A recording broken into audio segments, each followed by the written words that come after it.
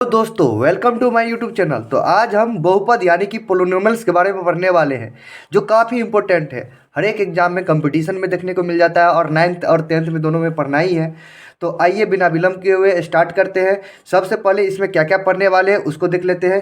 तो इसका परिचय में देखिए, ये है चर पढ़ने वाले, पहला पॉइंट जो वेरिएबल होता है। दूसरा अचर पढ़ने वाले हैं, कांस्टेंट, घात यानी कि पावर, पद, टर्म, बीजगणितीय व्यंजक, अलजेब्रिक एक्सप्रेशन, बहुपद, पोलिनोमियल्स जो मेरा टॉपिक है उसके बारे में, बहुपद की घात, डिग्री ऑफ पोलिनोमियल, बहुपद का मान, वैल्यू ऑफ पोलिनोमियल, बहुपद के शून्यक, जीरोज ऑफ पोलिनोमियल, बहुपद के प्रकार, टाइप्स ऑफ पोलिनोमियल, और बहुपद का मानक रूप, स्टैंडर्ड फॉर्म। तो देखिए चर क्या होता है इसके बारे में हम पढ़ते हैं।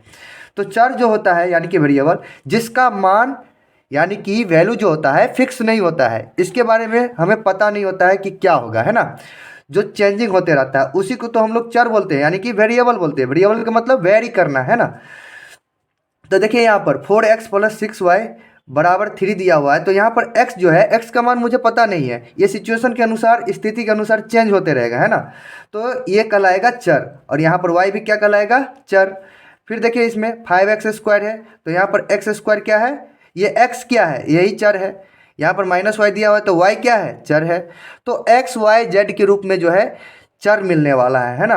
दूसरा क्या है, अचर। क्या है, अचर। अचर पढ़ने वाले, अचर का मतलब कांस्टेंट, जिसका मान अर्थात वैल्यू जो हो फिक्स होता है। देखिए यहाँ पर हम सिंपल फॉर्म में पढ़ने वाले, किताब से पूरा डिफरेंट पढ़ने वाले हैं ना। इसीलिए यहाँ पर जो शब्द लिखे हुए हैं, जो परिभाषित कर रहे हैं हम, वो बिल्कुल अलग कर रहे हैं, है ना।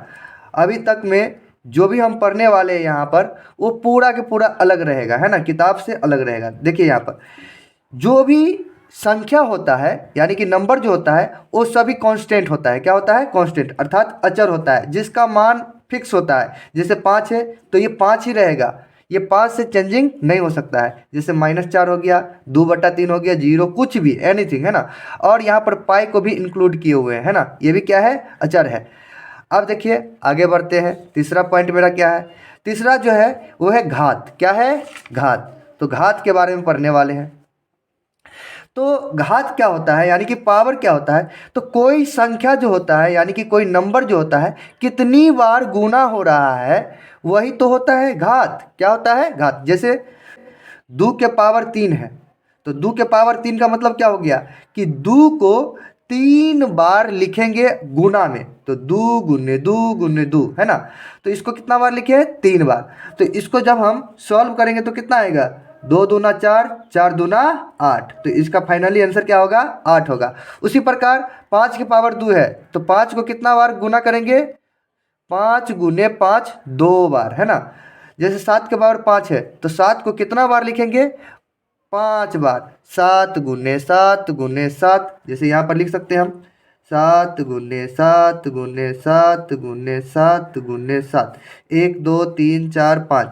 तो 7 के पावर 5 को हम इस प्रकार लिख सकते हैं। उसी प्रकार 9 के पावर 4 है, तो इसको क्या लिख सकते हैं, 9 गुने 9 गुने 9 गुने 9। कितना बार लिखेंगे, 4 बार। तो यही तो घात होता है। जब इसको जनरलाइज करेंगे तो इस प्रकार होगा, a के पावर n, ये क्या है, n, ये घात है। किसका, a का घात n है। तो इसका मतलब क्या हुआ कि a को n बार गुना करेंगे, a गुने a गुने a गुने a गुने कितना बार करेंगे, n बार गुना करेंगे। तो ये था चर, अचर और घात। 3 के बारे में हम पढ़ चुके हैं यहाँ पर। अब आगे देखते हैं। 4 नंबर में है पद। क्या है, पद यानी कि टर्म।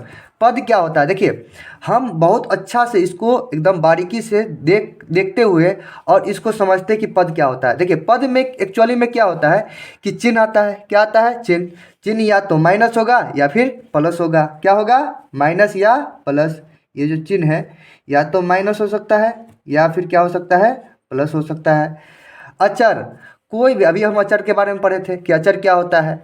अचर जो होता है जिसका मान फिक्स होता है ना, वो क्या कहलाता है, अचर कहलाता है। इसके बाद आएगा चर। चर क्या होता है, जिसका मान जो है फिक्स नहीं होता है, उसे कहते हैं अचर। देखे थे हम लोग एक्स वाई जेड के जो वैल्यू में था, है ना। इसके बाद चर के घात होगा। चर का क्या होगा, घात। तो ये पूरा कहलाएगा पद। ये पद का क्या है, सूत्र है, यानी कि फॉर्मूला है। बोले तो ये स्ट्रक्चर है ना। जैसे मान लीजिए कि एक हम यहाँ पर लिए हुए हैं एग्जाम्पल में कि -7x² है ना, -7x² है ना। तो यहाँ पर माइनस क्या है, चिन्ह है, 7 क्या है, अचर है, x क्या है, चर है, 2 क्या है, घात है। तो देखिए पहला नंबर में चिन्ह है तो पहला नंबर में चिन्ह हो गया, दूसरा नंबर में अचर है तो दूसरा नंबर में अचर हो गया, तीसरा नंबर में चर है तो तीसरा नंबर में चर हो गया, चौथा नंबर में घात है तो चौथा नंबर में घात हो गया। ये 4 चीज़ तो रहेगा ही। कभी कभी बोल देता है कि सर 4 चीज़ कैसे रहेगा, जैसे यहाँ पर 6 है तो सर ये 6 है, 6 कैसे हो जाएगा पद, तो होगा देखिए यहाँ पर +6 है तो इसको हम जब तोड़ेंगे तो क्या हो जाएगा, +6 और x के पावर 0 है तो किसी का भी पावर 0 हो तो उसका मान होता है 1। कितना होता है, 1। किसी का भी पावर 0 हो तो उसका मान कितना होता है, 1। तो इसका मान 1 हो जाएगा, 1 को 6 से गुना करेंगे तो कितना हो जाएगा, 6 होगा। तो बात तो बराबर आ गया। तो देखिए ये जो व्यंजक दिया गया है इस व्यंजक में कितना पद है उसको देखना है।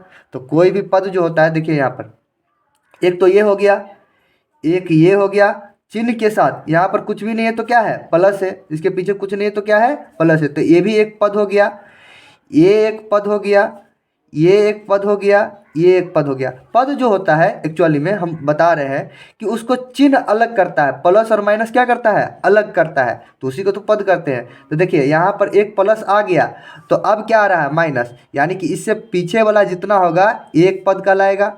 अब यहाँ से लेकर यहाँ तक फिर दूसरा चिन्ह आ रहा है प्लस का तो ये क्या कहलाएगा, एक पद हो जाएगा। फिर यहाँ से लेकर यहाँ तक प्लस आ रहा है तो ये एक पद कहलाएगा और ये अपने आप में एक पद होगा। तो इसमें टोटल कितना पद है, 1 2 3 4। तो ये जो व्यंजक दिया हुआ है इसमें कितना पद है, 4 पद है। तो हम देख लिए कि आप अच्छा से पद के बारे में समझ चुके होंगे। यहाँ पर आप अच्छा से पद के बारे में आप समझ चुके होंगे कि पद क्या होता है। देखिए ये यूनिक डिफिनेशन हम दिए हैं, ऐसा कहीं देखने को नहीं मिलता है, ये सिर्फ अपने द्वारा बनाया गया है ना। अब हम देखने वाले हैं 5 नंबर में है बीजगणितीय व्यंजक। देखिए इससे पहले हम व्यंजक की बात कर रहे थे तो ये व्यंजक होता क्या है, अलजेब्रिक एक्सप्रेशन, उसके बारे में समझते हैं। तो देखिए व्यंजक क्या होता है, तो देखिए क्या कह रहा है कि जब हम पद को प्लस या माइनस चिन्हों के साथ कनेक्ट करते हैं, ये जो देखे थे इससे पहले हम ये जो देखे थे है ना, यहाँ पर ये वाला चीज़ पद जो था, इस पद को जब माइनस और प्लस चिन्ह के द्वारा हम क्या करते हैं, कनेक्ट करते हैं, तो ये क्या कहलाता है, बीजगणितीय व्यंजक का निर्माण होता है यहाँ से, है ना। बीजगणितीय व्यंजक का क्या होता है, निर्माण होता है जब हम कनेक्ट करते हैं किसी भी पद को। तो जैसे देखिए यहाँ पर ये जो एक पद है, ये भी एक पद है, ये भी एक पद है, तो इसमें हम क्या कर रहे हैं, प्लस माइनस जोड़ रहे हैं तो ये कनेक्ट हो गया, तो ये क्या बन जाएगा, बीजीय व्यंजक का निर्माण हो जाएगा, है ना। जैसे यहाँ पर देखिए ये भी है 5x के पावर 2/3 है ना, प्लस 7x के पावर 2 प्लस 2x माइनस 3। तो इसको हम प्लस के साथ माइनस के साथ कनेक्ट कर दिए तो ये क्या बन गया, यहाँ पर बीजगणितीय व्यंजक बन गया, है ना, यानी कि अलजेब्रिक एक्सप्रेशन बन गया। नोट यहाँ पर कुछ दिया हुआ कि बीजगणितीय व्यंजक और बीजगणितीय समीकरण में अंतर। अच्छा एक चीज़ बताइए, व्यंजक और समीकरण में क्या अंतर होता है, व्यंजक किसको बोलेंगे, समीकरण किसको बोलेंगे। तो देखिए हम यहाँ पर समझाने वाले कि बीजगणितीय व्यंजक क्या होता है और समीकरण क्या होता है, यानी कि अलजेब्रिक एक्सप्रेशन और अलजेब्रिक इक्वेशन क्या होता है। तो जब इसका बात चले तो देखिए यहाँ पर 5x² प्लस 7x माइनस 9, तो ये जो है ये कहलाएगा बीजगणितीय व्यंजक। लेकिन इसी में जब हम बराबर 0 कर दें, यानी कि बराबर शब्द ले आए, बराबर, तो बराबर जब इतने आ गया तो ये बन जाएगा समीकरण। क्या बन जाएगा, समीकरण। यहाँ पर व्यंजक था, अब व्यंजक को ही बराबर में बराबर कर दिए 0 के, तो ये क्या हो गया, समीकरण बन गया। तो जब कभी भी समीकरण का बात करेगा तो वहाँ पर क्या आएगा, बराबर का साइन आएगा। क्या आएगा, बराबर का साइन, है ना।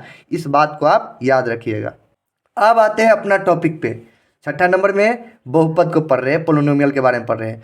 बहुपद यानी कि पोलिनोमियल क्या होता है, सिंपल सा परिभाषा है कि वे बीजगणितीय व्यंजक जिनमें चर की घात पूर्ण संख्या हो तो बीजगणितीय व्यंजक बहुपद कहलाता है। देखिए कोई भी बीजगणितीय व्यंजक में जब चर की घात क्या हो, पूर्ण संख्या हो, इस बात को याद रखिएगा कि चर का जो घात होगा वो क्या होना चाहिए, पूर्ण संख्या।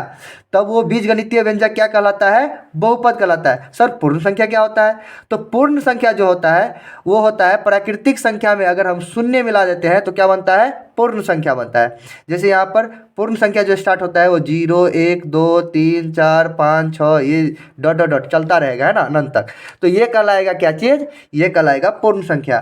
तो घात क्या होना चाहिए? बीजगणितीय व्यंजक में जो चर का घात होना चाहिए वो पूर्ण संख्या होना चाहिए। इस बात को याद रखिएगा, कभी कभी पूछ भी देता है डिफिनेशन भी।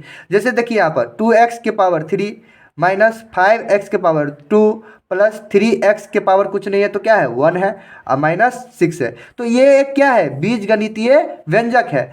और इस व्यंजक में जो x है ये क्या है? चर है। यहाँ पर भी चर है, ये भी क्या है? चर है। तो देखिए यहाँ पर जब देखा जाए कि ये वाला जो पद है इस पद में जो एक्स क्यू है, क्या चीज़ है? X Q. ये जो चर x है इसका पावर जो 3 है, इस एक्स क्यू में चर का घात कितना है? 3 है, जो एक क्या है? पूर्ण संख्या है। ये 3 क्या होता है? पूर्ण संख्या। देख लीजिए दूसरे नंबर में देखिए एक्स स्क्वायर दिया हुआ है। क्या दिया हुआ है? X square.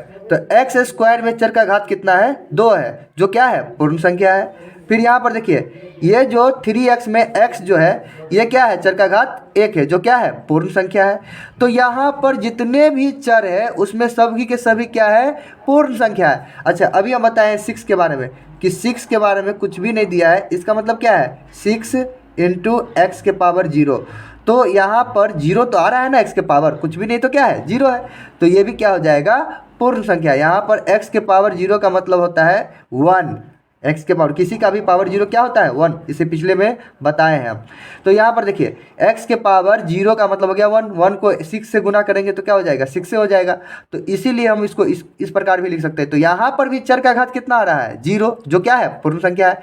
इसका मतलब पूरा के पूरा पावर चर का क्या है? पूर्ण संख्या है। इसका मतलब दिया गया व्यंजक जो है क्या हो जाएगा? क्या हो जाएगा? बहुपद हो जाएगा, है ना।